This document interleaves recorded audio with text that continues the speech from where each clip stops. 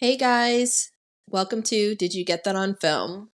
On this podcast, we deep dive into horror movies, and so it is full of explicit content as well as spoilers. Please be advised. Now, let's get to the show.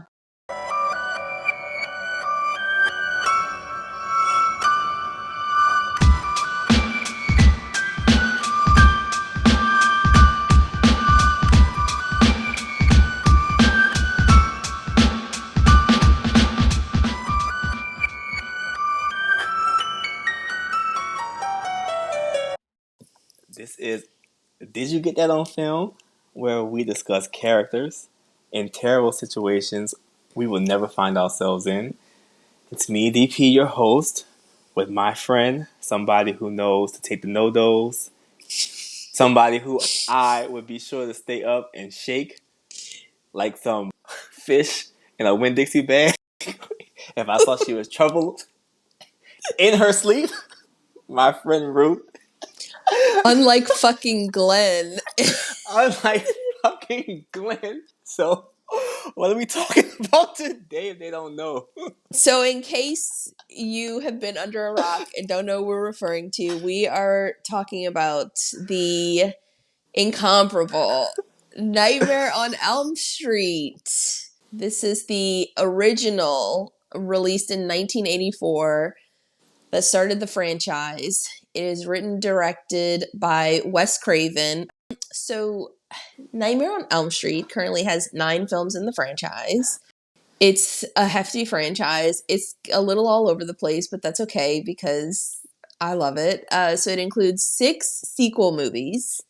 New Nightmare, which is a requel, right? No, New Nightmare is it's his own. It's not a requel. It's a metaverse. Right. It's like I don't really know how to describe it because it's like a head trip. It's so cool. I like that movie. Me too. That's a good one. There's Freddy versus Jason, which is a good crossover. The crossover film. And then there is a remake, the 2010 Nightmare on Elm Street. There are actually only 2 Nightmare on Elm Street movies that were actually directed by Wes Craven. So this one and New Nightmare. And it kind of feels like that. They both kind of have that Wes Craven feel. But he did write 3 Dream Warriors. Oh, he wrote it? Mm-hmm. Yeah, cool. He wrote it, but he didn't direct it. Yeah. So I was thinking about this when I was watching it. I think we talked about this before. How some like scary movies weren't a thing that we were like off limits as kids. Right. As long as it wasn't like sexual, yeah, it was fair game. Because I feel like I watched so much Freddy. And I really, when you're young, you really can't tell which one is 1, which one is 2, 3, 4, 5. It's just like, oh, it's Freddy Krueger. Right, it's a Freddy Krueger movie. Yeah, and I was just thinking like Freddy along with Candyman, they're kind of just like I want like Black All-Stars. I agree. I know that we talked about this before. You were like, oh yeah, Candyman felt like it was a blockbuster. And I was like, well, it definitely went triple platinum in Black households. Like, Candyman was that shit. Like, I don't care how critically acclaimed the shit was. In Black households, that was like the go-to. And so I feel like that about Freddy Krueger too. Freddy was very much a part of the Black household. If you wanted to watch scary movies, watch Freddy Krueger. Freddy is like the one who talks. So like he had like a personality, and then he had like the TV show. I think he had like a cereal or something. I don't know. He had a lot of stuff. They were really milking it. Because Freddy is like low key. They was like, okay, they want a funny one. Okay.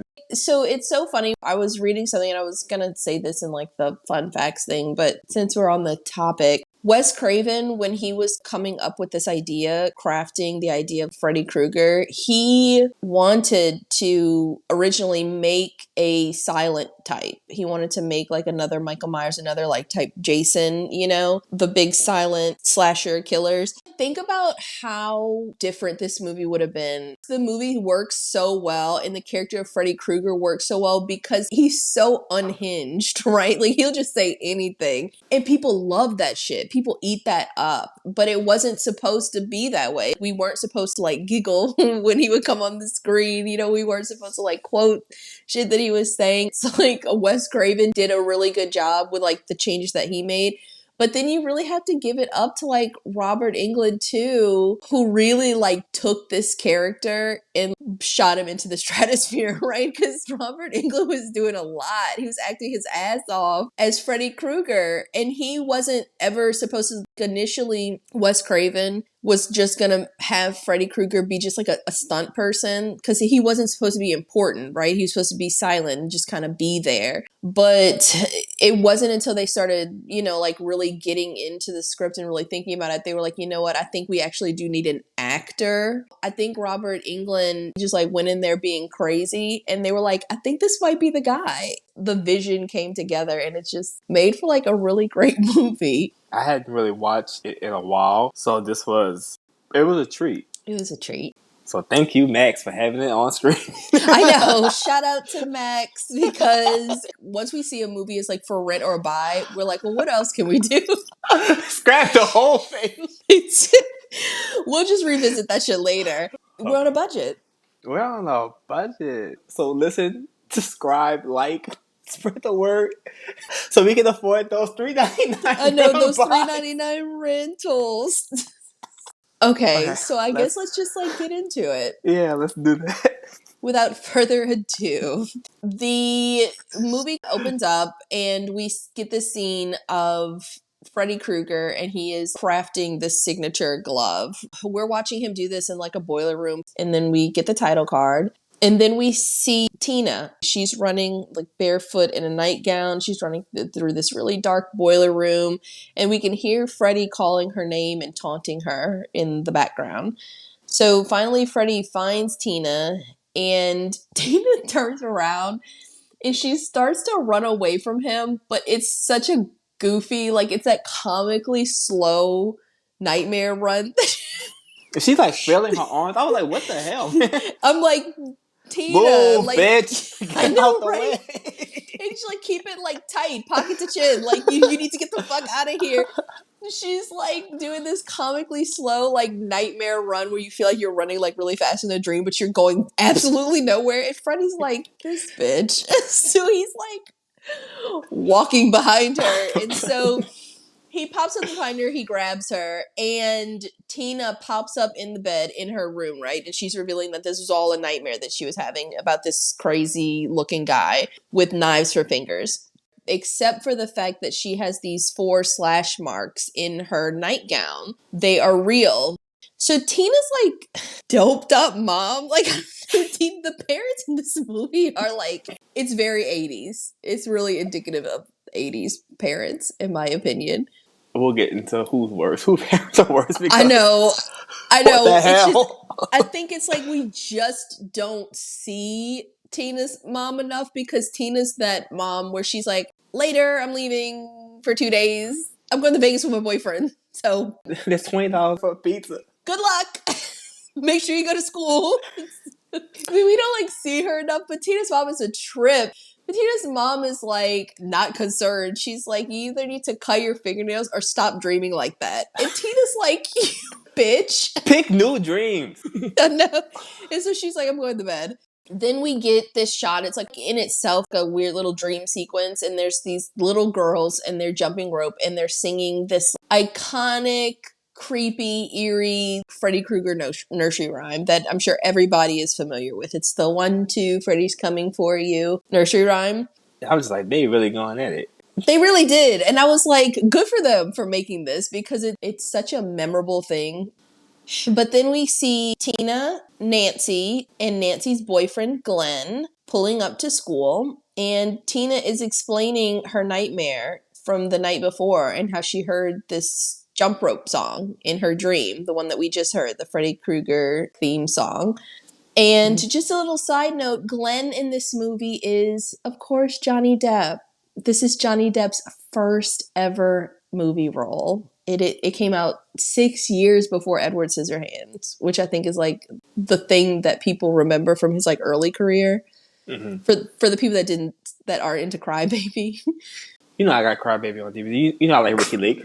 Stop, because Crybaby was another black household thing. So that's what I'm like. A lot of people might not know what Crybaby is, but Crybaby also went triple platinum in the black household because black people love Ricky Lake. We love her. You know I like Ricky Lake. Shout out to Ricky Lake. If you hear this, Ricky, we love you. So, you can still come back and do a show. We'll watch. We'll watch.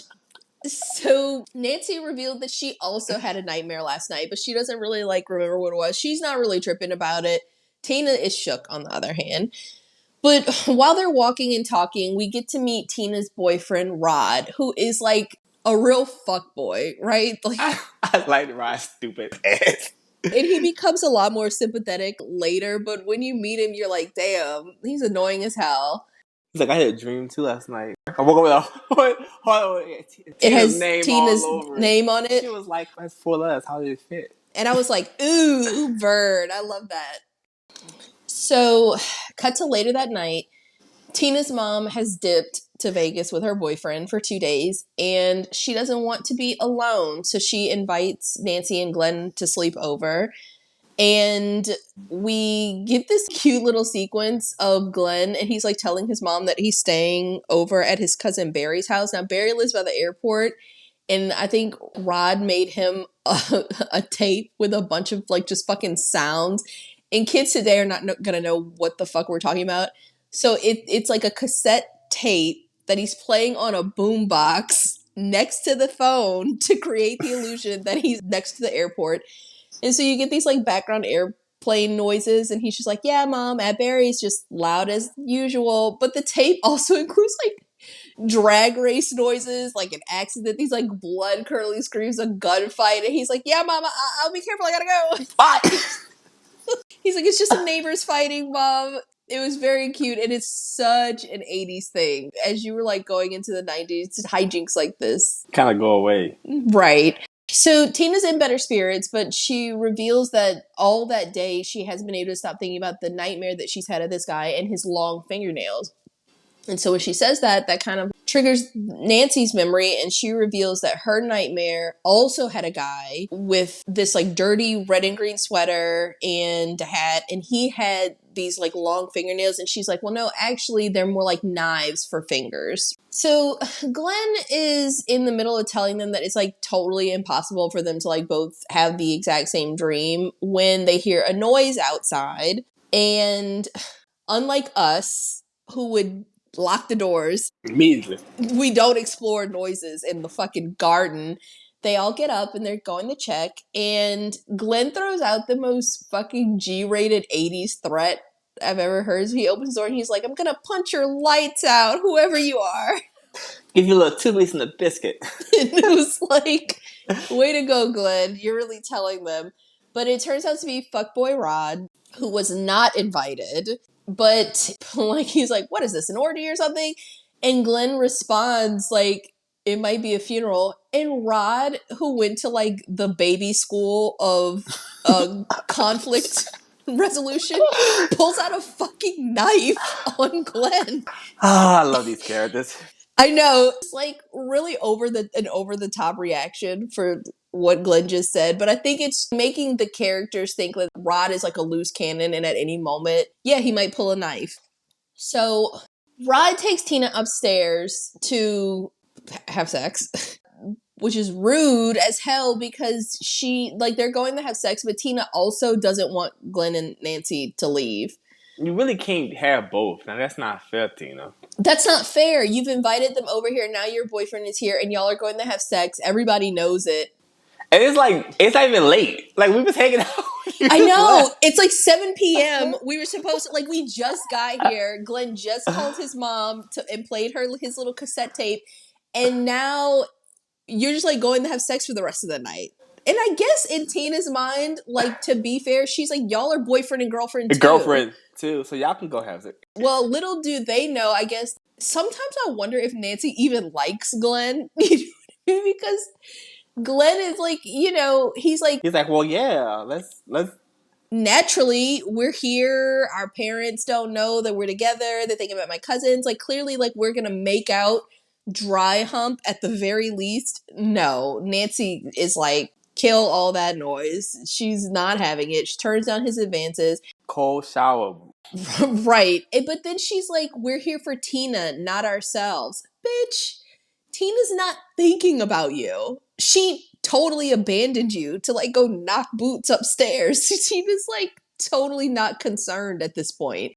Tina and Rod proceed to have the loudest sex I've ever heard featured in a motion picture. It's so fucking loud.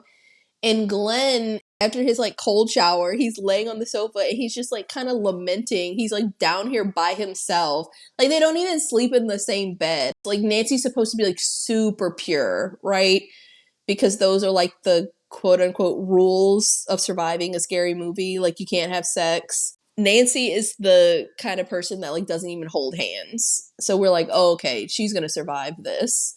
So Nancy is sleeping in Tina's room, and it's all very G-rated.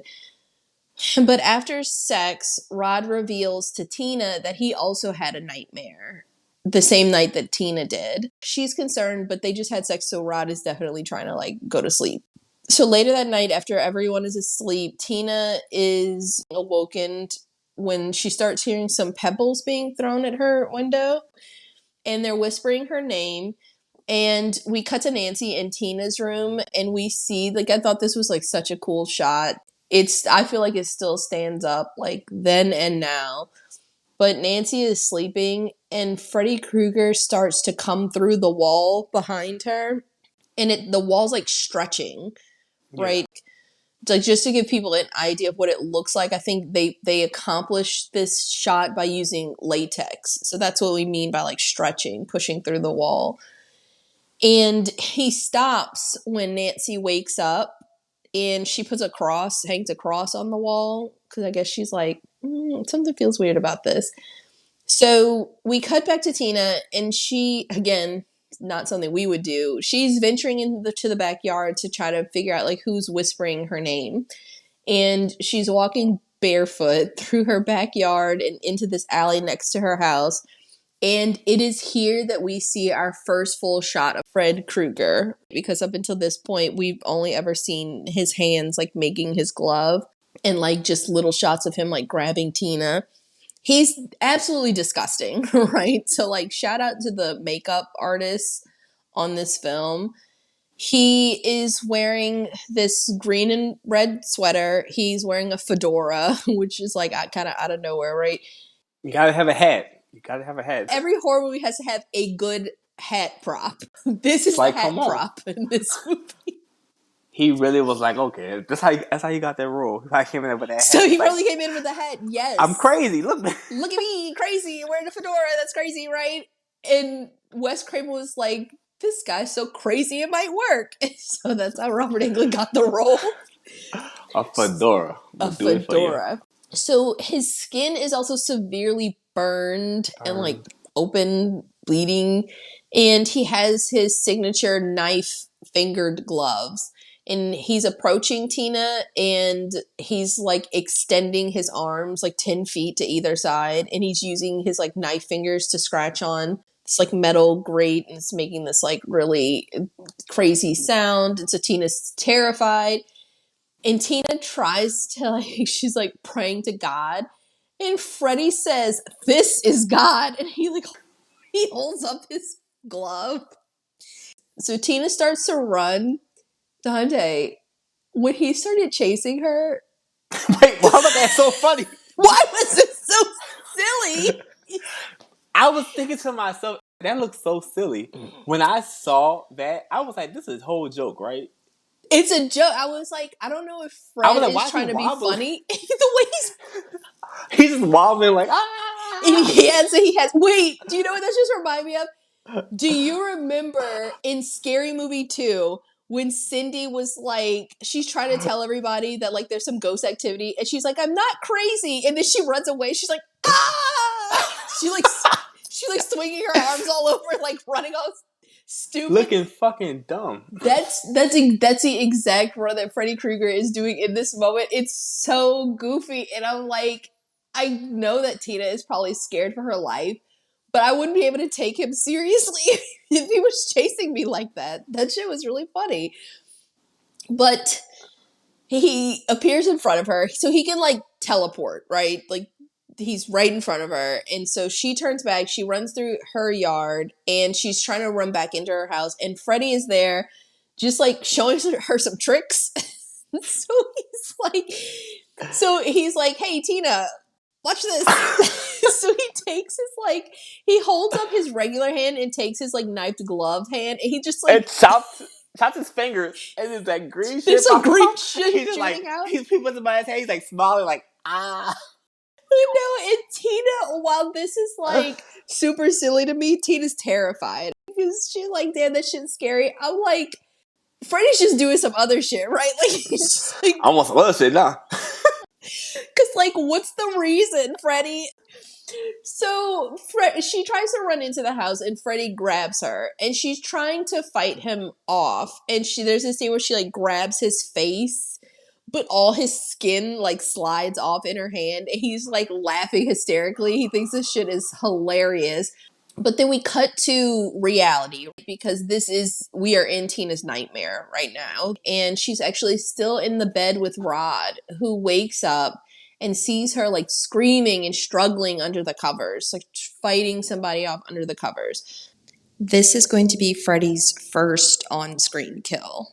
So when he pulls the covers off of her, she's alone, but we watch and he watches in horror as her pajama shirt is ripped open and these 4 very deep slash marks appear in her chest and just start gushing blood. So much blood. She's then lifted up off the bed and just kind of like thrown around the room. Like she's hitting the wall. She's like crawling along the ceiling. She's just screaming. And then she falls onto the bed. There's this one final explosion of blood and Tina is dead, right? She's bled out. So Nancy and Glenn can hear all of this happening. They can hear Tina screaming. And when they get to the door, it's locked because they were having sex, right?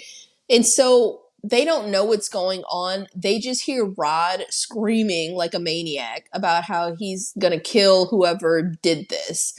So they burst into the room and Rod has jumped out the window and there's blood literally everywhere. I mean, it's a very, very bloody scene. That shit is all over the place. Right. And I know that it must have been quite a sight for Nancy and Glenn. They're shook. Tina's dead on the floor. And I mean, it's like buckets of blood. Tina is dead. They know. Tricked us. I know. We were following Tina. You thought that it was going to be Tina was going to be the protagonist, right? Oh, you thought. Right. Bitch, you thought? It tricked you. It was Scream surprise. Before Scream. I know. It was Psycho. It was like, wow. Wes Craven's good at that. Yeah, he's good. Tina is dead, and that shit was gross. That was like when it kind of got scary. It was scary. Well, because up until that point, him chasing her was super silly, super goofy. So goofy. He was wobbling and shit. His arms were long and shit. But then he caught her, and he really did kill her. So he fucked her up. Why he did that to her? Tina. I mean, he fucked her up really badly. Rest in peace, Tina. She died early, too. She died early. Do they usually have, like, 2 dreams? That was what kind of caught me off guard watching it this time. Like, she had that dream in the beginning and then she had a second dream. Right. Like, you just had 2 dreams and you're dead. Well, Tina did have sex. So, according to the horror movie rules... She had to go. So, sorry, Tina. So now we cut to the police station. And so we're meeting Lieutenant Thompson, aka Nancy's dad, for the first time. And he's kind of getting the rundown of the crime before going in to talk to Nancy because Nancy is like kind of a witness, right?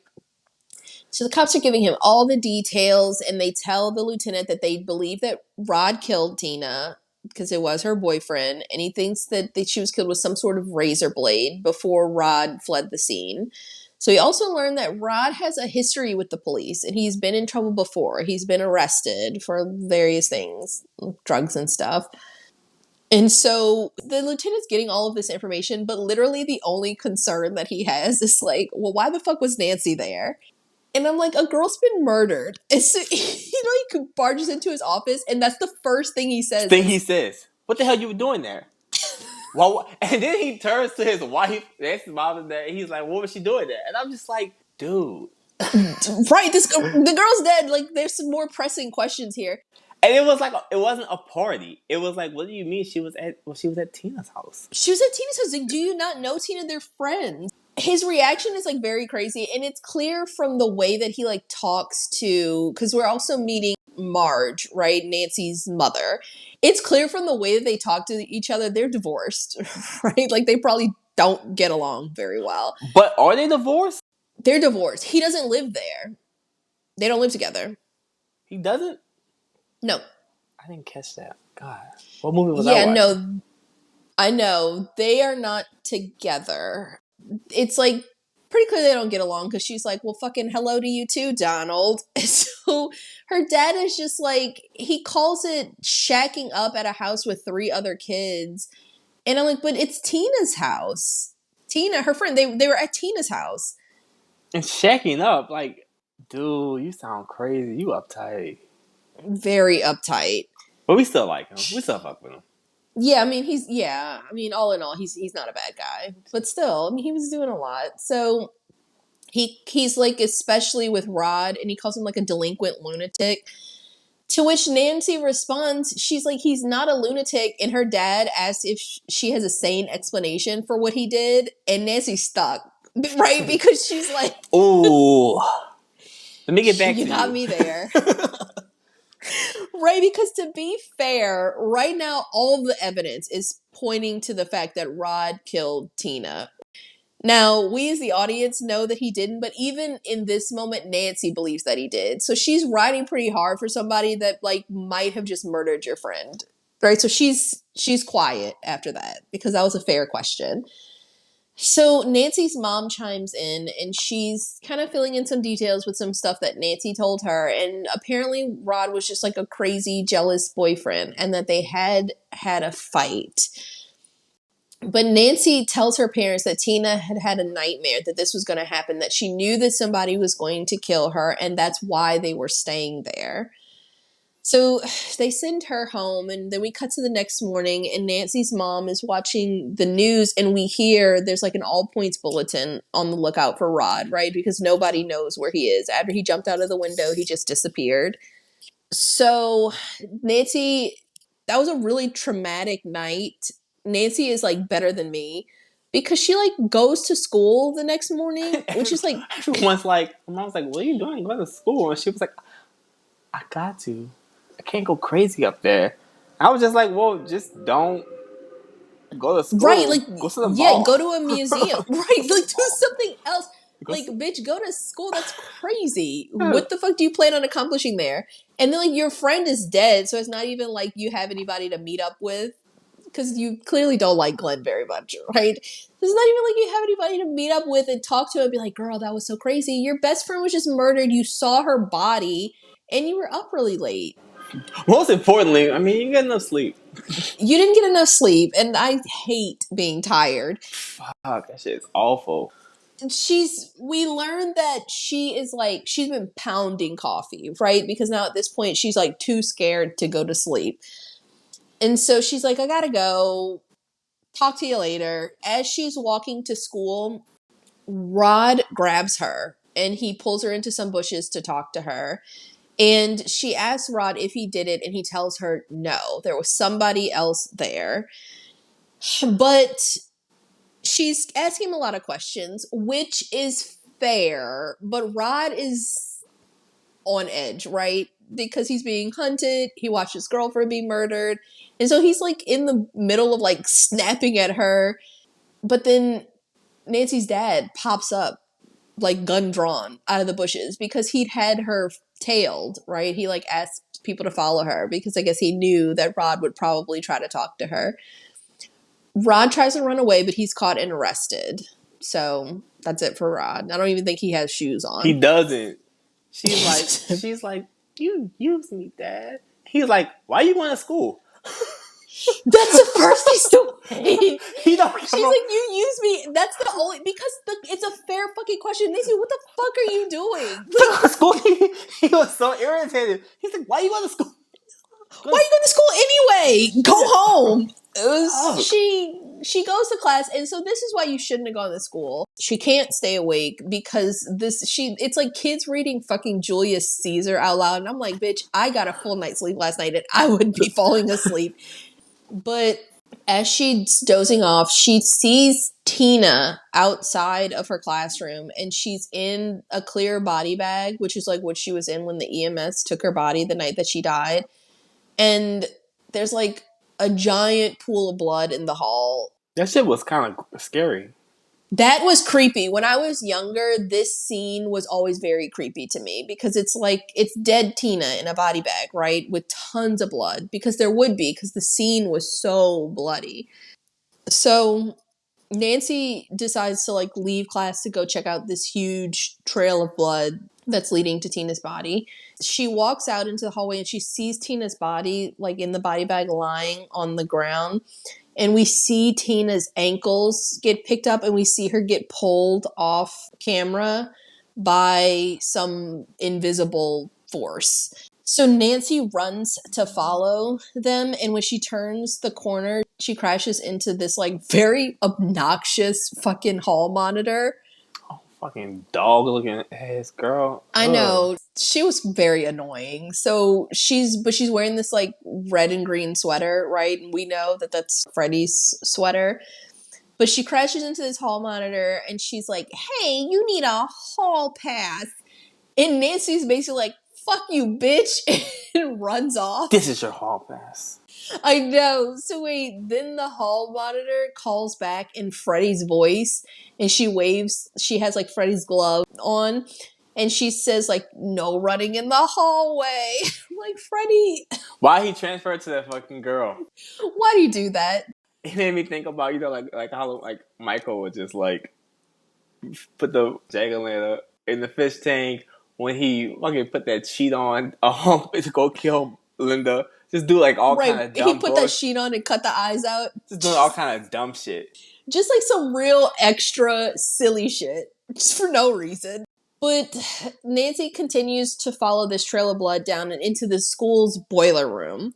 So it's down there that Freddy Krueger pops out, and she's like, "Who are you?" And in response to that question, he just like lifts up his finger and cuts this like deep gash into his chest with one of his knife fingers, and like all this green sludge and maggots starts crawling out, and then he pulls his sweater down and laughs as if that answers her question at all. So, last thing first. she's like, "I'm just as confused now as I was a minute ago." But now she's trapped with Freddy, who's cornered her, and he's taunting her. He's doing some real freaky stuff with his tongue, too. Like, Freddy nasty. Freddy's a freak. But Freddy's like kind of like a little pervert, a little like predator, right? So that's a thing. And I was going to talk about this in the fun facts, but let's talk about it now. And I feel like this stuff was probably written before they changed the script. Freddy was supposed to be a child molester that the parents killed. He was supposed to have molested all these children, which they do revert back to that storyline in the 2010 remake.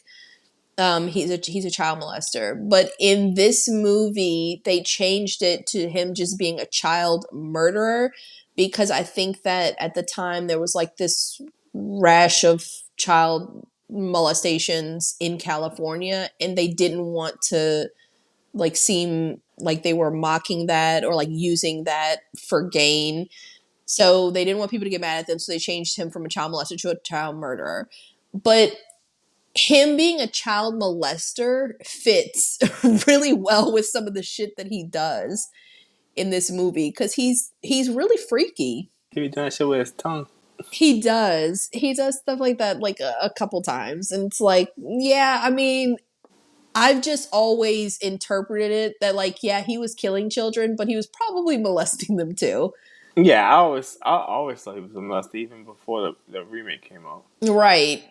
I guess he gives off those vibes. But Nancy is smart because Nancy is our final girl. So she knows that it's a dream, so she just decides to burn her arm in the dream to wake herself up, which she does wake up just as Freddy is about to slash her. And she is like screaming in class, causing a scene. And this is why you shouldn't have come, bitch. Because Okay, don't just say she was screaming in class causing a scene.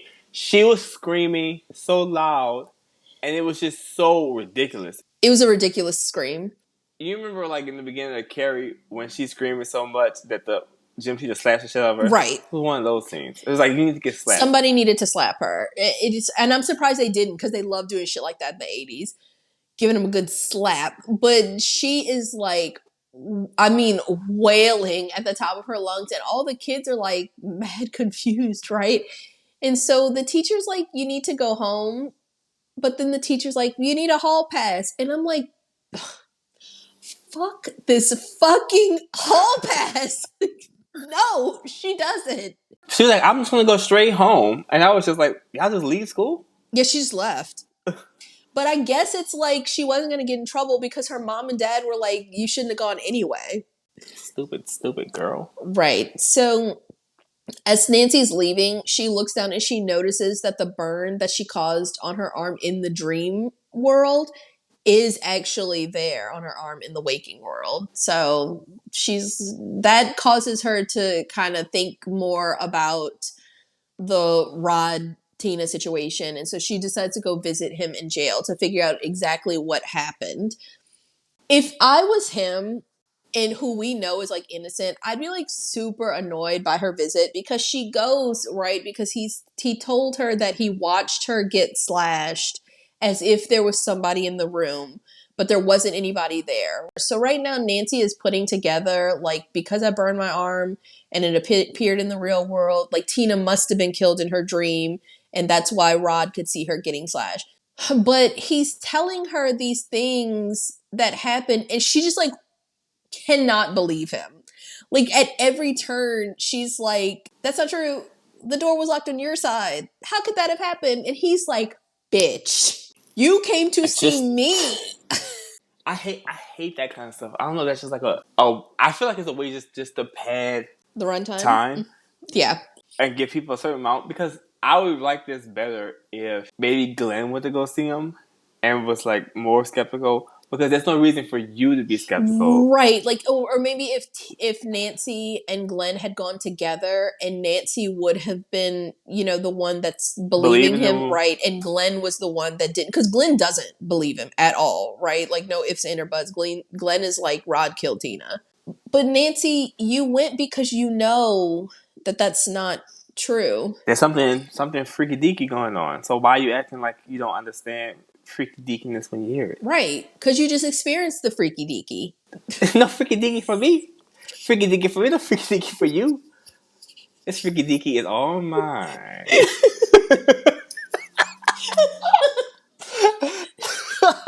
That's what Nancy's going through right now.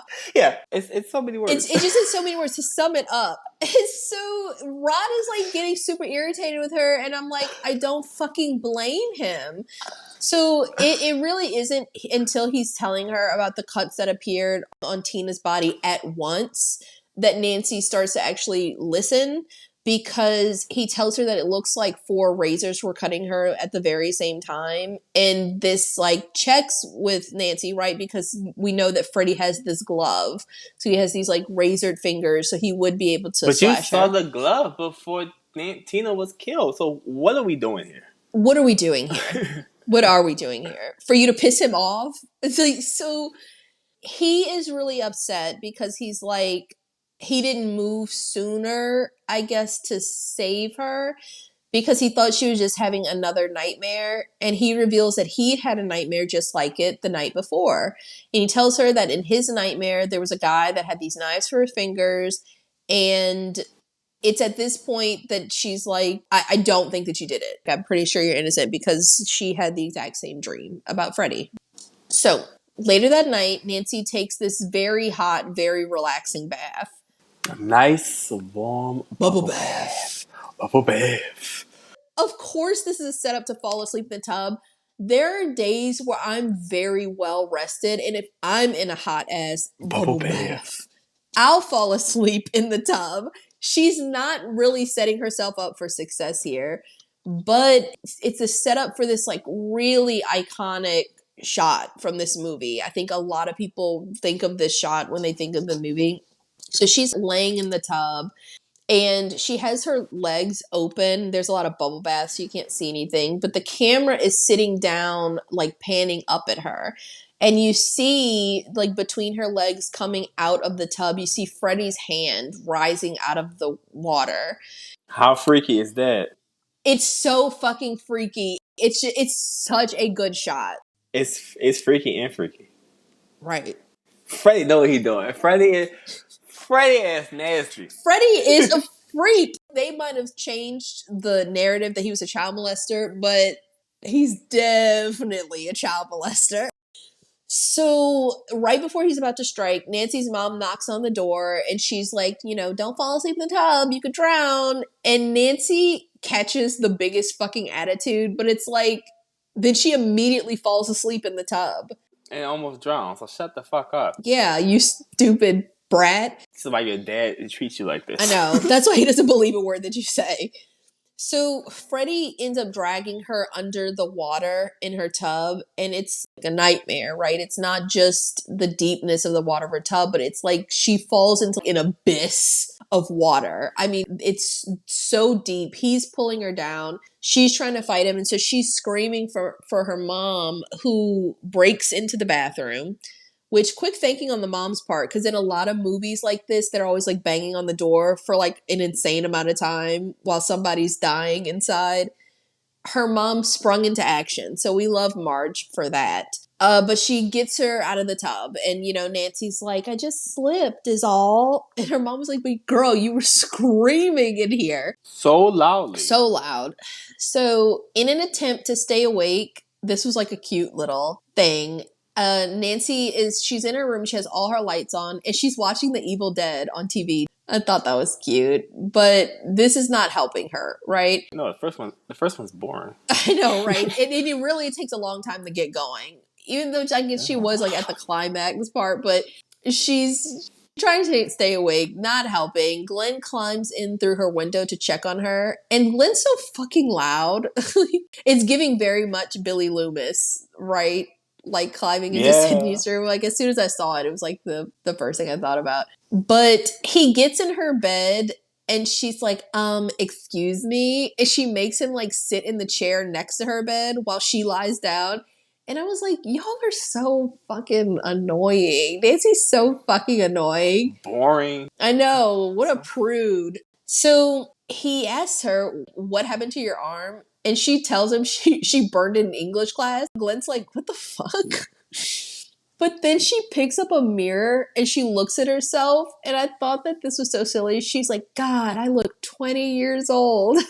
I guess like that fun, like teen humor. Like I'm so old. Right, exactly. It's like, she's like, God, I look 20 years old. You wish. You wish, bitch. Everybody in this movie looks 32. Especially Tina. I mean, I don't want to speak ill of the dead, but like, she looks old as hell. All these teenagers look like adults. Right.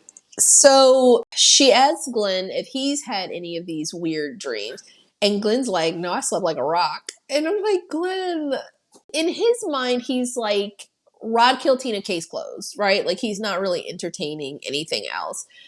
But Nancy devises this plan. She's like, look, I'm going to go looking for Freddy in my dreams. And she asks Glenn to kind of stand guard over her and wake her up as soon as she starts having a nightmare. I've never in my life seen someone so disappointing because Glenn, he doesn't even try. Okay, so you understand the assignment. Yes, it reminds me of Pink Panther. I like to buy a hamburger. I like to buy a dumburger. I like to buy a hamburger. I was like, so when she said to you, I would like to buy, I want you to keep me up, motherfucker. How you slept harder than somebody who ain't slept in 3 days? Because you've apparently have not been missing any sleep. You slept like a rock. You're well rested. You came over here. I'm in my bed. You're sitting in a chair. When she finally wakes up from this, you guys, his leg is like cocked up on the bed. He's stretched out. Did you even fucking try? I don't lie. I just straight would say I ain't gonna be able to keep you up. Right. I would have rather him do that. For some reason, Glenn just like cannot fucking stay awake in this movie.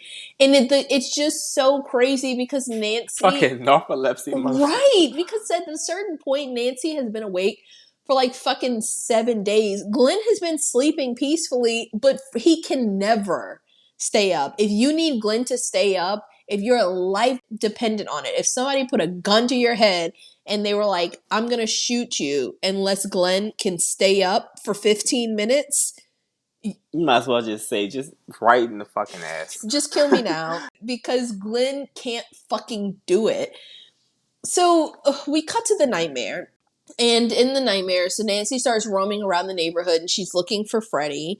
And in the dream, she finds herself at the police station and she peers through the window and she can see Rod sleeping in his jail cell.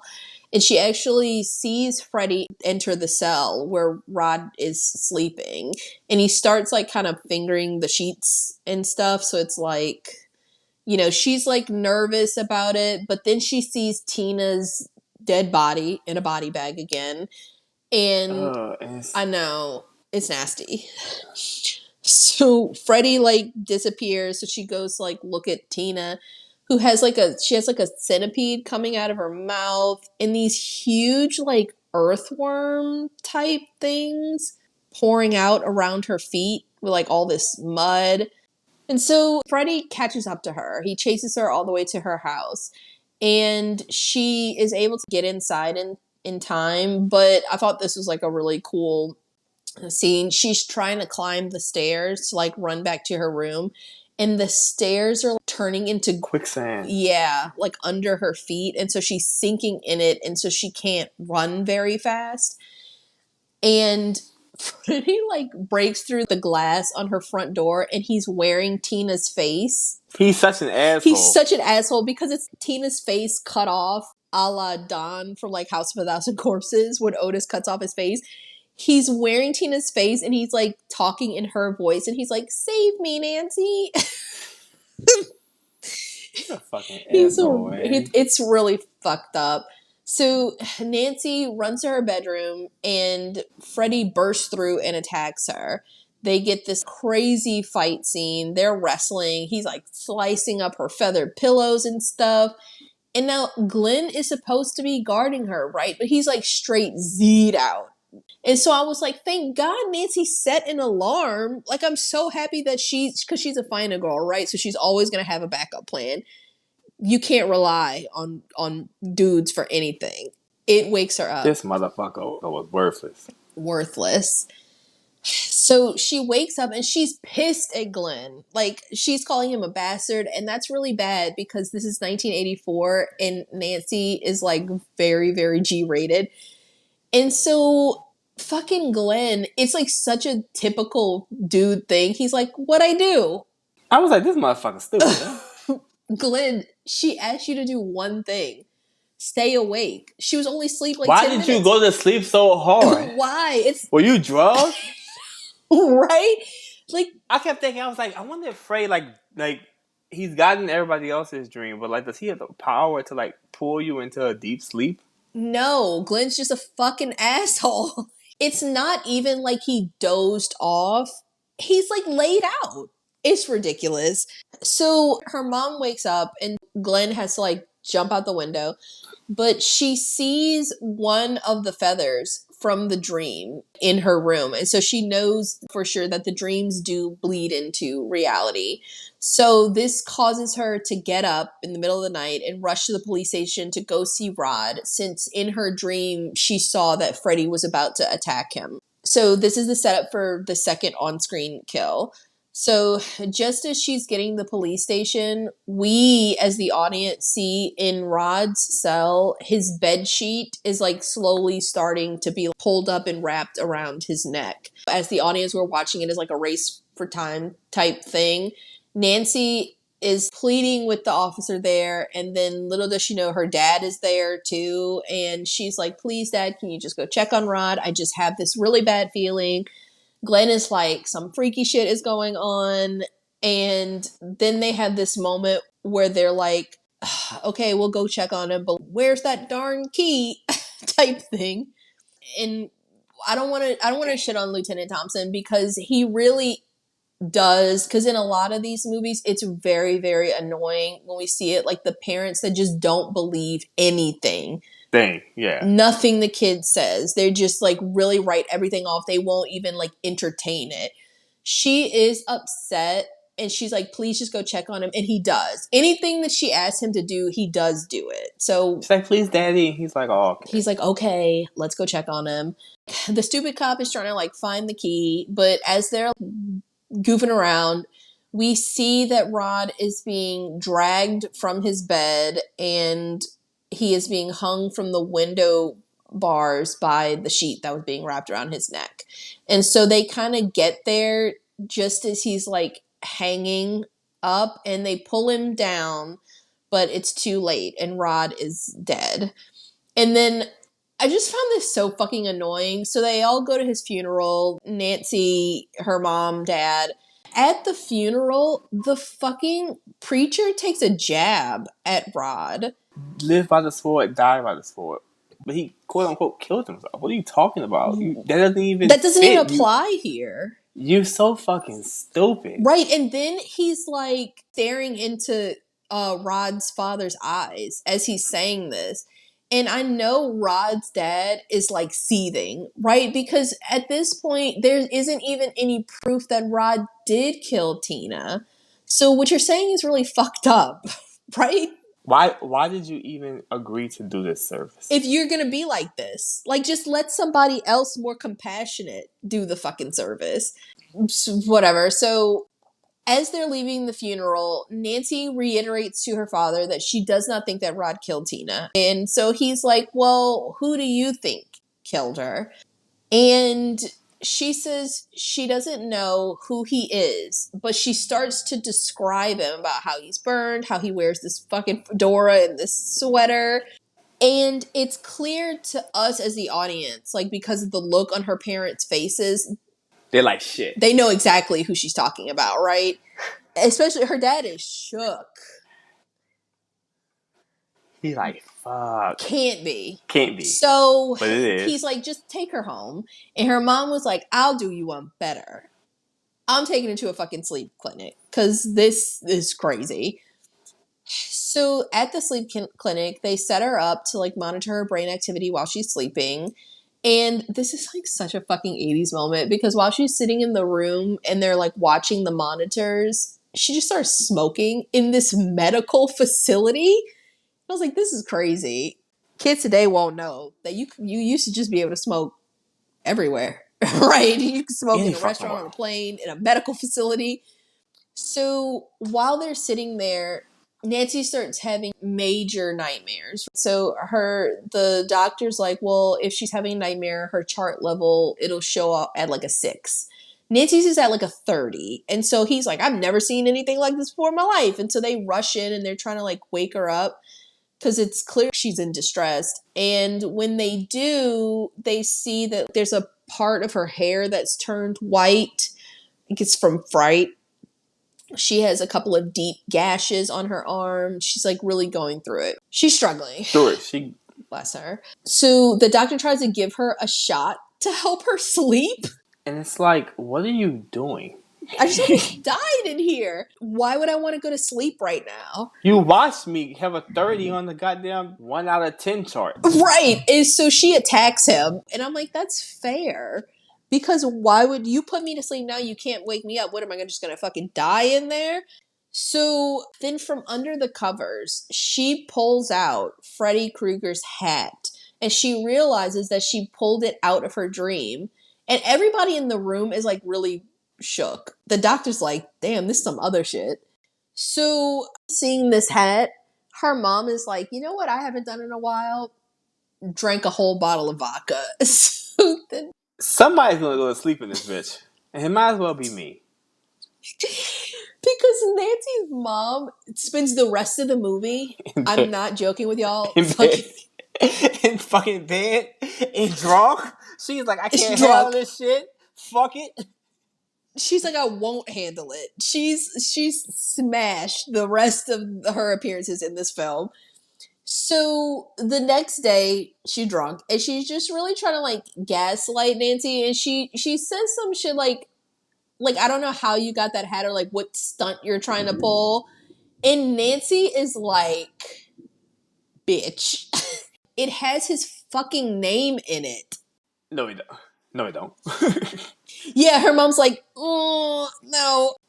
Nancy's mom is just like really trying to get her to get some sleep because she's just really trying to avoid telling her this story, like who Fred Krueger is, because her mom does know who he is. So Nancy just, I mean, she decides like really kind of shit on her mom in this. And I was like, I get it that you're upset, Be Nancy, nice. but be nice, because she says, maybe I should just grab that bottle and veg out with you, avoid what's happening to me by getting good and loaded. And her mom slaps the shit out of her because, one, she was way out of pocket with that one, right? Like, that was very rude. And then two, it was the 80s, so parents just like did shit like that. Like, that was like normal. So her mom tells her that Fred Krueger cannot hurt her because he's dead. And Nancy is rightfully pissed in this moment because her mom has known the entire time who it is, who she's talking about, and she's just been pretending that Nancy made the whole thing up. And that's fair. Right. But the conversation is just way too much for Nancy's mom, so she's like, I really need this drink. It's been 60 seconds since I've had my last one. And I don't want to talk about this anymore. So, but Nancy like grabs her mom's bottle of vodka and like smashes it on the floor and walks out. And I know that her mom was like, if I didn't have 6 other ones hidden around this house, I would curb stop this bitch. You ever seen Good Times? She got that iron for her head real quick. When Penny walked in and she had that iron, it was already heated. Yes. So she already knew what time it was. That's what Marge would have done in this situation. But she's like, it's okay. I have more. A bitch, stay prepared. Exactly. We cut to Nancy and she's meeting up with Glenn, and he said that whenever he gets nervous, he eats. And I'm like, oh my God, Glenn, me too. We have that in common. He's eating like a cheeseburger. And I was like, damn. I want a cheeseburger right now. I know, that shit looks good. But he does say something important here. So he talks about the Balinese people and how they develop skills in their dreams they just kind of make up their minds to interpret their dreams differently. So they come up with like their poetry and songs in their dreams.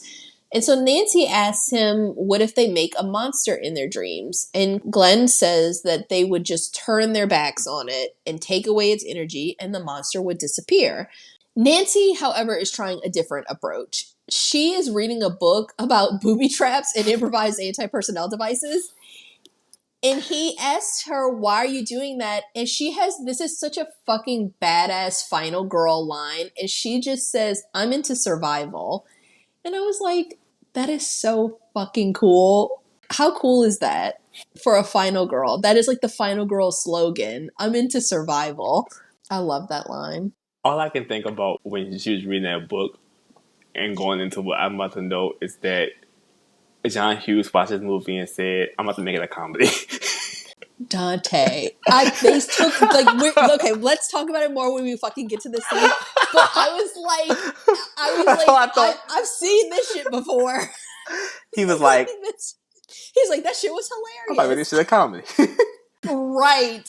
Dante, that is so funny you're saying that, because I thought the same fucking thing when I saw it. The shit goes off the rails really quickly. Had this turned out to be a comedy, I wouldn't have been surprised. It was like, I've seen this shit before. Okay, so when Nancy gets home later that evening, Marge has been busy, right? So she's installed bars on all the windows. She tore down the rose bushes that allowed Glenn to climb up to Nancy's window. And then in between having all this done, she's been getting loaded the whole time. Okay, so Nancy goes into the house and she is smashed. And she's like smoking in her house. And I was like, this is too much. There's too much happening. But she asked Nancy, she's like, come down to the cellar so we can talk about Fred Krueger. And I was like, I don't know if I would go to the cellar with Marge in this moment. She was really acting like Margaret White is who she was behaving like. Yeah, I was like, Nancy, wait, please. So where is this movie going? right. So Marge tells Nancy that Fred Krueger was a child murderer and he'd killed 20 children in the neighborhood. And the police arrested him. There was a trial, but because of an unsigned search warrant, Fred Krueger was freed, just like that.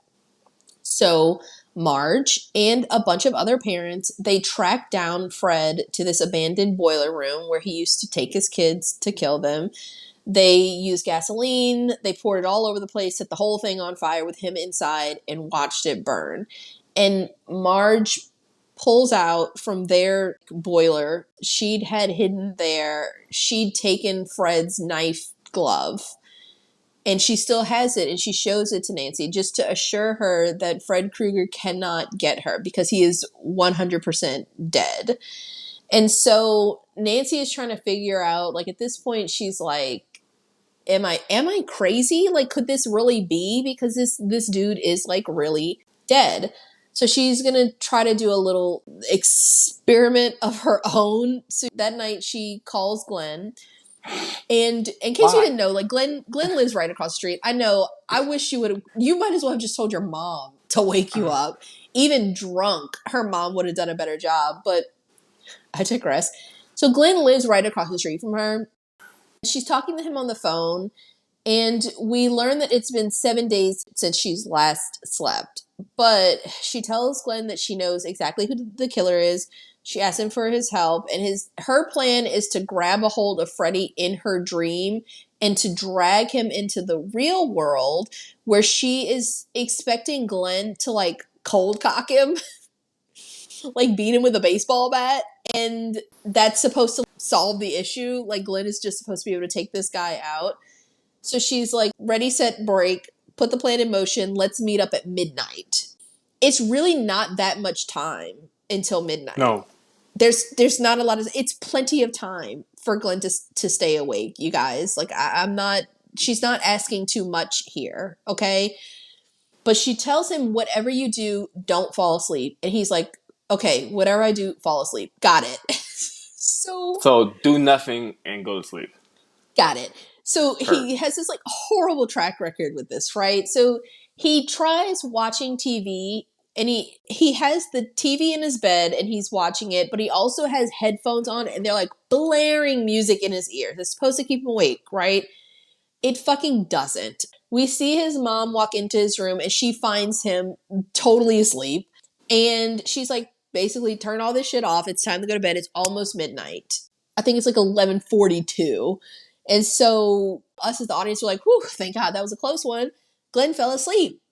Thankfully, his mom woke him up. Now he's going to be there for the midnight rallying call. Now, Nancy, on the other hand, who's taking this shit seriously, is pounding no-dos and coffee. She's like, this isn't a game to me. Heart be damned. Right. So Nancy's trying to get out, but both sets of parents are awake. His mom is drinking tea. Her mom is guzzling vodka. So she tries to call Glenn, and, like, younger listeners are going to find this so fucking wild.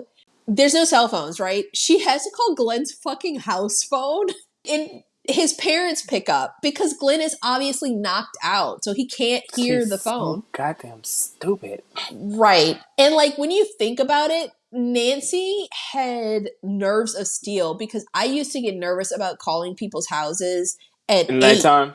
Yes. Like, after the sun went down, it was kind of like you never knew how somebody's parents were going to react because different parents felt like different things were late. You know, like some, like, after 8 was pretty late. I would never call somebody after 9. She's calling his house at midnight. I was like, wow, the balls on this girl. So it's such an 80s moment. Glenn's dad is not having it because that is rude. Like, I get it. He doesn't know what's going on, but like, that's crazy. Wow, to call his house at midnight. So his dad hangs up on her and then he takes the phone off the hook. A little dramatic, but I get it. It was dramatic. She would have called back though. He knew that. Yeah. But for everybody that doesn't know, when you take a house phone off the hook, that's it. The line of communication has been cut. There's no more calls coming in. You're just going to get a busy signal. So she's pissed, but she gets a call on her phone and she thinks it's Glenn, but it's actually Freddy. And wait, stop. So it's Freddy. It's like all this noise. So she rips the phone cord out of the wall and she's like, oh, great. Now how's Glenn going to call me? So she sits it on her bed, but the phone rings again anyway. So this should be impossible. And when she answers it, Freddy says, I'm your boyfriend now, Nancy. And the fucking mouth portion of the phone turns into a fucking tongue. That motherfucker is nasty. He is a whole freak. He turned into a tongue. He's trying to like put his tongue in her mouth. And I'm like, damn, Freddy, that's why they burned you, motherfucker. You nasty. You are nasty. That is very forward, Fred. It's a lot. So Nancy's obviously freaked out because I would be too. That's creepy as hell. So she tries to rush out of the house to warn Glenn, but when her mom was installing all this new security, she put a deadbolt on the door that needed a physical key to open the lock. And so Nancy can't get out of the door. She's smashed on the sofa, right? So she's watching and she's like, it's locked. And Nancy's like, give me the fucking key. And her mom's like, girl, I don't even have it. I don't know where that shit is. I thought I gave it to you earlier. Yeah, girl, what we gonna do? I hope the house don't burn, though. Right. So Nancy is very upset. She's like totally locked in. And sadly, this is the third on-screen kill of the movie. I really can't even like adequately explain to what happened to fucking Glenn. But we're cut back You ever went to Smoothie King and you get a smoothie and you put everything in the blender and they turn the blender on and you're just seeing it, just everything goes from solid pieces to just like to liquid pieces? It's a lot like that. Right. In like 3 seconds flat. That's essentially what happens to Glenn. So Glenn is knocked out on his bed because of fucking course he is. And then we see Freddy's arms come up through the bed on either side of him. And he wraps his arms around Glenn and he pulls him into the bed. And Glenn sinks in. He is like swallowed by the bed. He disappears for a second. And then literally 400 gallons of blood. Was there like a blood quota to use for this movie? Because goddamn. Wes Craven was like, get me all the blood this side of the Mississippi. Like, it's so much fucking blood. Like, it's the budget for like all the blood from like the Jaws franchise. They used it in this one scene in this one movie. It starts gushing from the bed like a geyser. And it's like, it's hitting the ceilings. It's all over the walls. His mom comes in and I was like, I'm surprised she didn't fall out. Throw up. Right. Because everybody else throws up. So the blood is everywhere. And it's so crazy because they really didn't have to put this in the movie. But when the ambulance arrives, the EMTs are unloading a stretcher, and one of the cops is like, you don't need a stretcher, you need a mop. So mad, disrespectful. This boy is dead. I wish that was like a Robert Englund like cameo as himself. That would have been amazing. That was a Freddy fucking line if I remember one. Right. Like, if that was one of Freddy's zingy one-liners, that would have been amazing. Damn, I wish we could have been there to be like, Wes, you're going to kill him with this one. So there's so much blood, right? That we see cops in the living room. We see them coming down the stairs. They're like putting buckets out, right, to catch the dripping blood that's like coming from the ceiling. We see them carrying buckets from downstairs. It's just like a lot. Glenn is like liquefied. Like a fucking smoothie. Exactly. So the scene is insane. Nancy's dad, Lieutenant Thompson, arrives on scene and Nancy calls the house and she tells him that she's going to get Fred Krueger. He is the one responsible for these murders. And she tells him that she's going to sleep to find him and she wants her dad to break the door down in exactly 20 minutes to arrest him. And her dad's like, yeah, sure. Get some sleep, right? But to her dad's credit, he is worried. And so he does have another cop go outside to watch her house. And he's like, if anything crazy starts to happen, just come get me. So we do have to give him credit for that, even though this cop is like... He should have whipped his ass. Right. He's very dense. So then so she told her dad to come in 20 minutes, right? We get a montage of Nancy. She's making all the booby traps that she's read about. And I'm like, girl, this alone took 3 hours. Like, that's just why I said, I was like, this is straight up. John Hughes watched this movie and was like, I'm about to make a comedy. Bet. I'm going to kill him with this one. If you're watching this movie, I think that if you like spliced it with the montage from like Home Alone, you'd be like, damn. He took this from them. He took this. It could have been taken right from that movie and we wouldn't have noticed. Even to the part where she was like checking the string plugging, and I was like, this is... Wait, and she's like, ding! I was like, this is where he got Home Alone from. Right. Because he literally does that, right? So in the movie, so she's like sawing holes into light bulbs and she like putting a lot of gunpowder in there to make them explosive. And she's laying down this piano wire as a tripwire and she takes her finger, she like pulls it to test the tautness of it. He literally does that exact same thing. Yes. In Home Alone. It's right when he's like going up the stairs to the attic, they trip on it. He definitely took it from this movie. 100%, Ruth. Like 100%. So she installed a lock on her bedroom door and she also rigs this sledgehammer above her bedroom door and it's like on a tripwire that she attaches to her doorknob so that when he opens it, it'll like fall down and hit him. And all this stuff is taking forever. So she even has time to go have this like heart to heart with her very, very wasted mother. And she has time to say her prayers. And then finally, she's ready to fuck up Freddy Krueger. She is very prepared. So she's laying in bed and she's falling asleep. And as she is, she's remembering the conversation that she had with Glenn about the Balinese people, how they turn their backs on their monsters and don't give them any energy. So this is in the back of her mind too. So she's like, I'm gonna multifaceted approach this and let's see what happens. We enter Nancy's dream. So she heads down to the basement to find that knife-fingered glove that her mom showed her earlier, and it's gone. In this dream world, there is a door in her basement that leads down to this like boiler room, and she's hearing Tina's voice whispering around her. Freddy's voice is taunting her. She's hearing Glenn's screams. She finds Glenn's bloodied headphones and stuff. So Freddy's really just like fucking with her at this point. But this doesn't deter her because she's a final girl. And so she's going and she's looking for Freddy.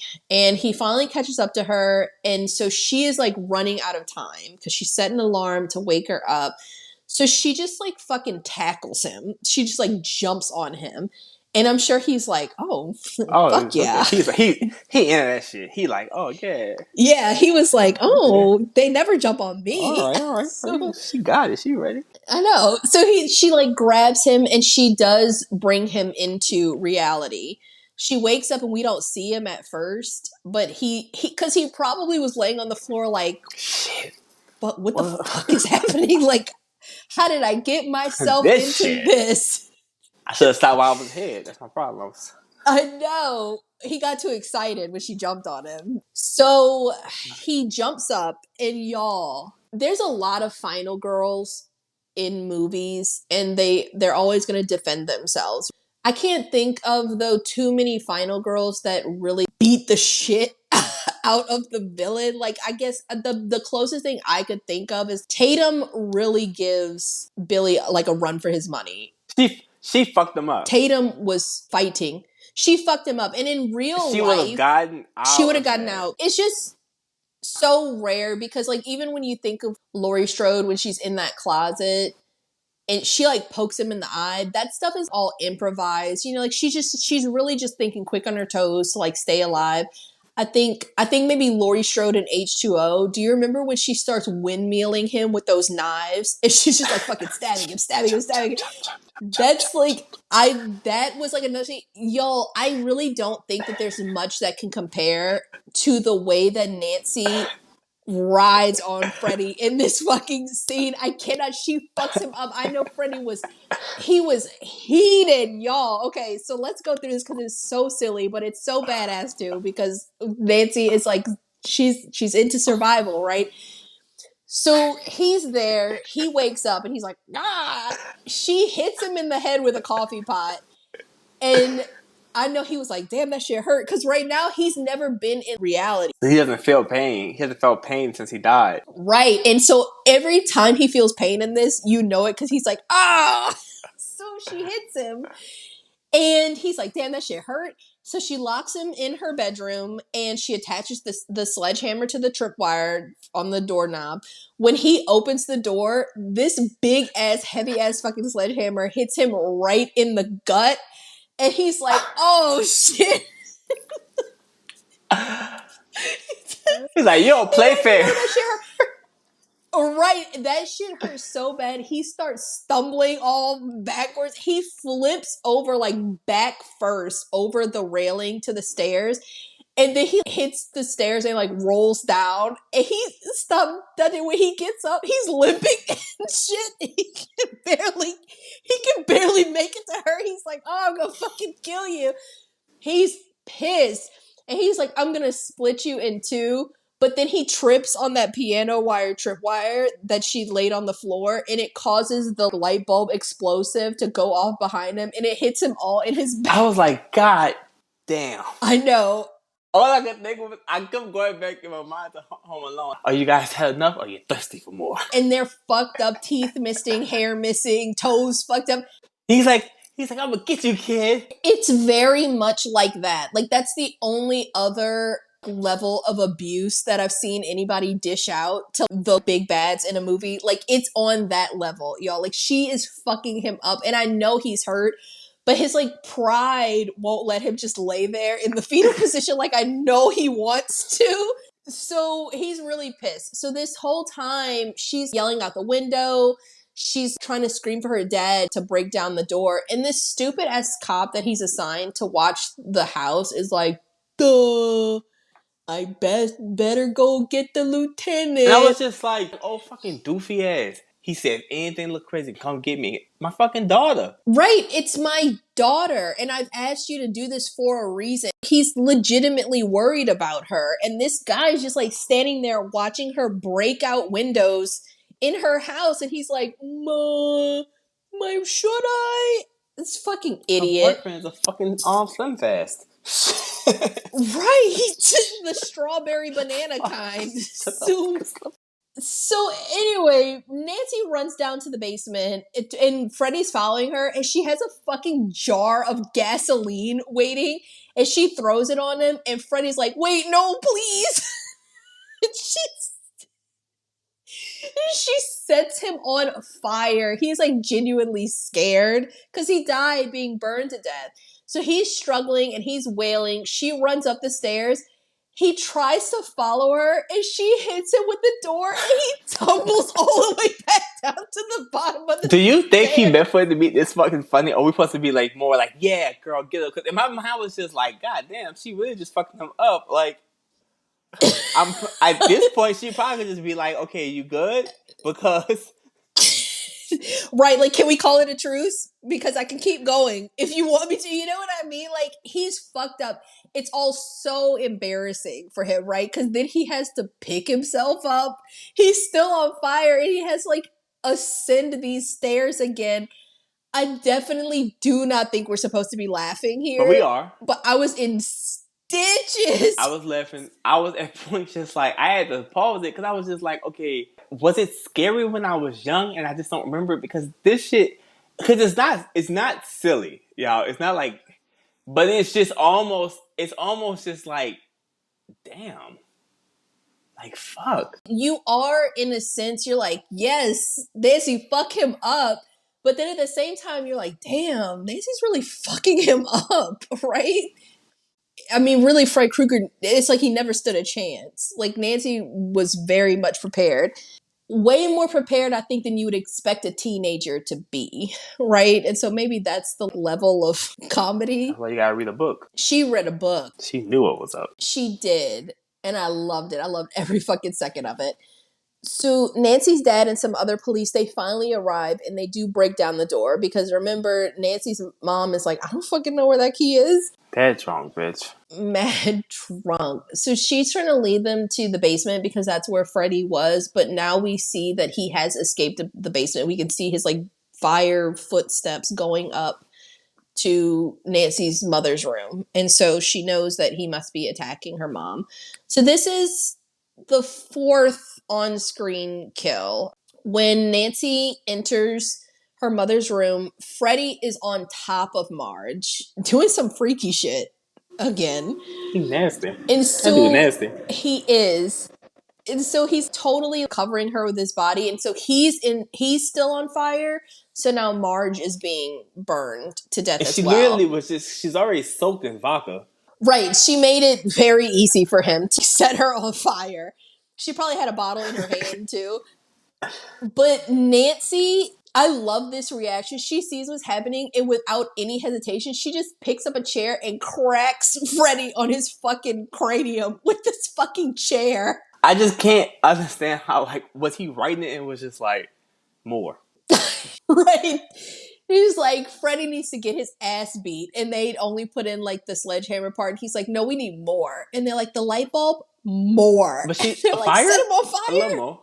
So Marge's on fire. So after Nancy cracks him with the chair, her dad hurriedly comes in and lays a blanket over. You know, we see Freddy is there, and Marge is under him. He puts the blanket to put out the fire. When he picks up the blanket, Freddy is gone. Marge is burned to a crisp.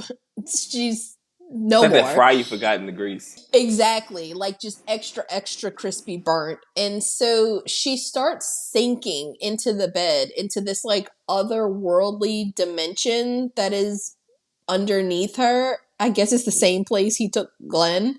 It's like the bed opens up. And so she's sinking down, and Nancy and her dad are just kind of standing there watching this happen. And so once Marge is gone, the bed closes up. Her dad is like, he doesn't know what the fuck to think. I mean, he doesn't even know what to say. But Nancy, who knows that this isn't over, like Freddy Krueger still has to be here, she sends her dad downstairs, and she tells him that she'll be there in a minute. She knows she's not done dealing with Freddy. So the door behind her closes, and sure enough, he rises out of the bed. Surprise, bitch. Exactly. And he cuts his way through. He's all smoking because he's been on fire. He's seething, too. He really was trying to get a blanket to take his fire out. He didn't even know Marge was underneath the fucking gun. He was like, am I burning more? Fucking vodka. Like, these bitches. So Nancy has this moment where she tells him, like, I know that this has all been a dream.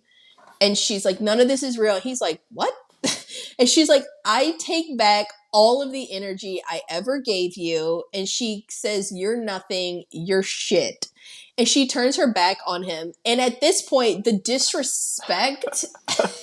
Because he's like, if this is all it took, why you fucked me up? Right?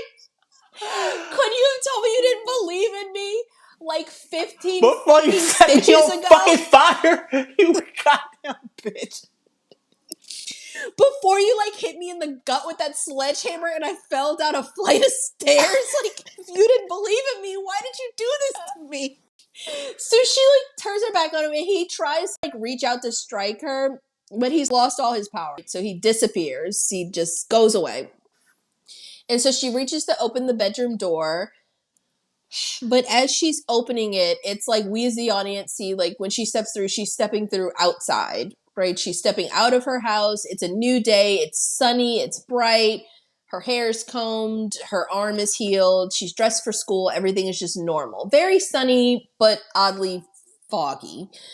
So it's like she's waking up and none of these events had ever happened.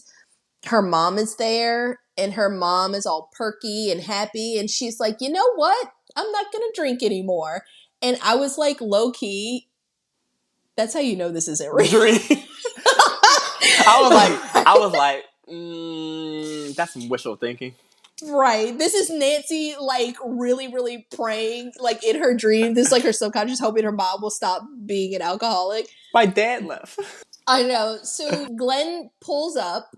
And in the back of the car, he has Tina and he has Rod. And that's another thing that I was like, this is a dream, because he would never have Rod in his car, right? So they're all laughing and they're smiling. And then the top of Glenn's car, because it's a convertible, the top closes on them. It like slams down. And we as the audience can see that the top of the car, it's that red and green stripe, just like Freddy's sweater. So, you know, it's like we know something's off here. So the car locks itself, the windows start going up, and they all start panicking because Glenn's like, I'm not fucking doing this. Nancy starts banging on the windows, calling out to her mom, who's still drunk from the night before because she's totally oblivious. She's just like waving. She's like waving, smiling, just really not registering shit that's happening. And as the car pulls away, it drives past. We see the little girls jumping rope, and then they start singing the 1, 2, Freddy's coming for you song, and it's very creepy. And so just then, Freddy's arm bursts through the window of the front door of Nancy's house, and he grabs Marv into a goddamn balloon. Is she like one of the floating devices as a fool? So that's what she looks like. Stop. That like clown from Home Alone, that flotation device. But wait, so he was like, write that down. Stop.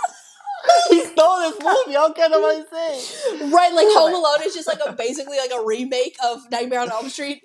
So Freddy grabs her through the window of the front door and pulls her body through, pulls her straight into the window.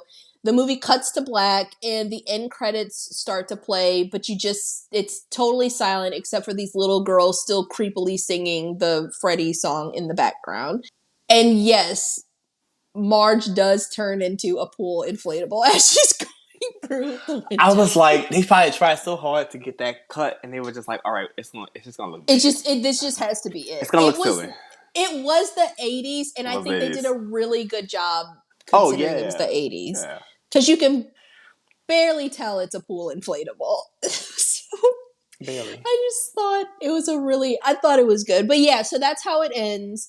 So Freddy's like, I'm gonna get you, bitch. He went home and he soaked in some Epsom salt. Yeah, Epsom salt. He got that green alcohol. Mm-hmm. He was like, all right. He's like, I'm gonna get this bitch. He was just sitting there just like, damn. Let me just lay down. He took like a bunch of ibuprofen. He's like, I can fall asleep someday. I can fall asleep in the tub. It don't matter. I know, right? And so that's how it ends. Freddy Krueger won. Freddy Krueger won in the end. So if we do like the kill count, there were really only 4 on-screen kills in this movie. You know, I say 4 because I don't count Marge getting pulled in through the window at the end as like a kill necessarily, but if you do, like Marge gets like 2 death scenes. She just like really got fucked over. But there's really only 4 kills in this whole movie. Every kill is a memorable one. Right. Everything stands out. I mean, Wes Craven really did do a good job with this movie. And it was the 80s, so he was working under like certain constraints. But all in all, I thought Freddy looked really good. And I thought that the movie just like it flows really well. It never drags. And I liked it. So hit or miss, what do you think? Yeah, this is a hit. This is a This whole is a hit. hit. Even if I said it wasn't a hit, it's still a hit. Freddie said, "I'm Right. solidified." Right. Yeah, Freddie has gone triple platinum in the Black household. So he's like, I did my fucking part. So you are not in the minority here. So Rotten Tomatoes, this movie has a 95% critic score and an 84% audience score, which Wow. is like really, really good. IMDb, it has a 7.4 out of 10 with 253,000 reviews. So that's like really good. It's a classic. It's a classic, and because it hasn't been touched in so long, I feel like it doesn't have that new like stench of it's been Right. rebooted or the remake, because the remake wasn't that bad.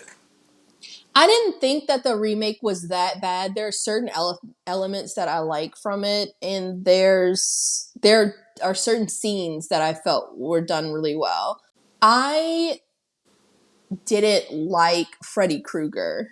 No offense. But that was my biggest gripe about it. I didn't like the direction that they went with Freddy Krueger. I didn't like the makeup effects. It just kind of something just felt off. Like I think we've just grown to expect Freddy Krueger to kind of be a certain way, and To I be get Robert it. England, Right. It's like a certain way for him to be Robert it's for England. him to be Robert Englund. Yeah, it's just like Robert Englund plays that role really well. And then we're gonna have to do New Nightmare one day because Oh yeah, even like it's like Robert Englund in a movie where he's played Freddy Krueger as Robert Englund. It's just like he just works so well in this role as this character. It is him. And so to have it be somebody else was kind of off-putting, and then not just be somebody else but like totally change the whole like vibe, the whole essence that Robert Englund like put on it. It's just like I don't know, I wasn't feeling it. And I don't think I'm in the minority with that because I think a lot of people didn't like it. I don't think it was a very popular movie. remake. Yeah, and that's why they haven't touched it since then, which is kind of a blessing, right? I agree. Some little fun facts. So Wes Craven, rest in peace, but Wes Craven, he actually lost the rights. He didn't have the rights to Nightmare on Elm Street for a long time. And so there's this law that writers can reclaim ownership of their work after 35 years. And 2019 actually marked the 35-year mark since Nightmare on Elm Street was released. So Wes Craven's estate actually got the rights back to Freddy Krueger, to Nightmare on Elm Street. So now they control that. So they will have the final say on whatever production company, writer, director they decide to go with to remake this movie. Now, I don't really know how guarded his estate is with his stuff. So I'm hoping that they vet very well writers, directors, production companies. So I guess we'll see. It is not Wes Craven making the decision, so it's not like an expert in that regard. So we'll see, but that is good news that not just anybody owns the shit. Like it's good news that Jason Blum isn't the one that owns it, right? Some of this shit is nice, but I just feel like don't touch no old shit. Right. So, another fun fact, in 2021, A Nightmare on Elm Street was selected for preservation in the United States National Film Registry by the Library of Congress as being culturally, historically, and aesthetically significant. And it's the first Wes Craven movie, to be put in the National Film Registry. And I was shook. Congrats. I know, congrats, Wes Craven, but I think it is culturally significant. Like, you have to give it It's props for Freddy its place Krueger. in. Right. We love Freddy Krueger. So Freddy Krueger, like Fred Krueger, was actually a schoolmate that used to bully Wes Craven. Isn't that funny? He was like, I'm gonna make you a child murderer. I'm going to make you a freaky child molester who kills people in their dreams. But funny enough, Freddy Krueger only has like 7 minutes of screen time in this entire. Isn't That's that crazy? wow. I know. 7 minutes. And think about the impact. Wow. Yeah. But that's like Candyman. He only has like what, 10 minutes of screen time? Something like that. And So think of close. the impact.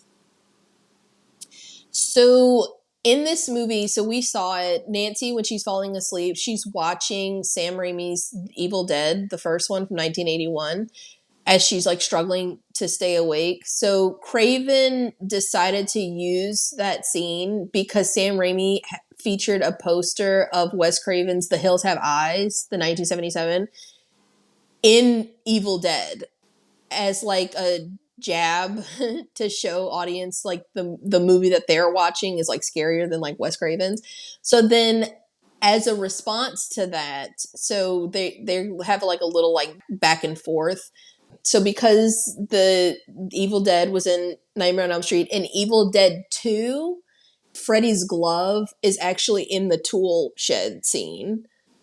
He puts Freddy's glove in there, which is cute. And then in Ash versus Evil Dead in 2015, he includes the glove in there as like an homage because Wes had already died at that point. So they I were like like Ash. friends.